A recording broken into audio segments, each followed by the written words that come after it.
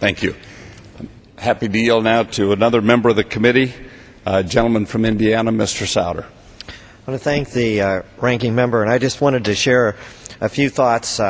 Many of us on the Republican side have actually been involved in education for many years. It was my first choice when I got elected in 1994 to go on the Education Committee, much to the shock, I think, of everybody on our side.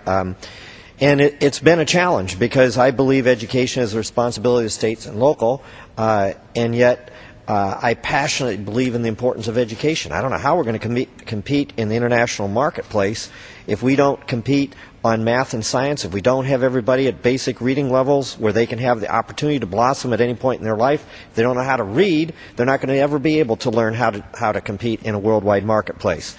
And quite frankly, we're not going to do it with cheap labor. We have to do it with value-added labor. We have to have education at the core of any system that we have.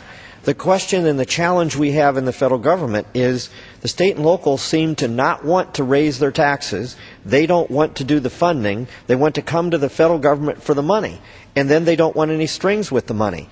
If you ask the federal government for money, you're going to get strings. Many of us want to minimize those strings, let 1,000 flowers bloom, but we're still going to have measurements. I was one who didn't like the national testing idea because I'm afraid that a national curriculum is going to be abused by either side to try to drive their ideological agendas. Nevertheless, there has to be some kind of measurement. If we keep increasing federal aid to education, then we're going to have to increase accountability. And the parts of No Child Left Behind that are difficult here is, I know the administration likes to ask, well, which child would you leave behind?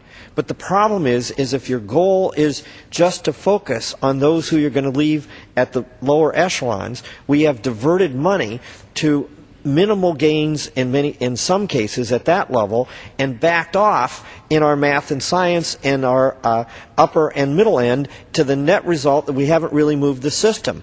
Nobody argues that No Child Left Behind hasn't made tremendous progress at the lower echelons. Part of the question that schools are legitimately asking right now is with special needs kids, with English as a second language kids, how can they meet continually higher standards? At some point, we're more likely to get slower progress or hit a wall, and we're trying to work that through in any new bill.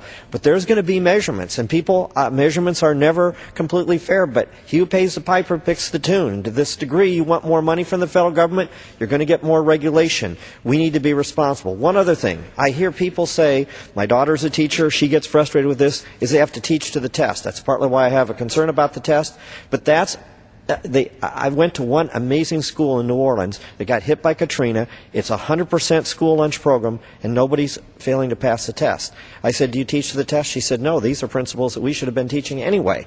So if we teach the principles, they'll pass the test. What we're really commenting is the test really measuring what we want to have, and is that the skill? And if the test is in fact measuring that, then you aren't teaching to the test. But it does have to be fair. Schools with high ESL, schools with high special needs kids are going to need accountability. I thank you for your time and your leadership.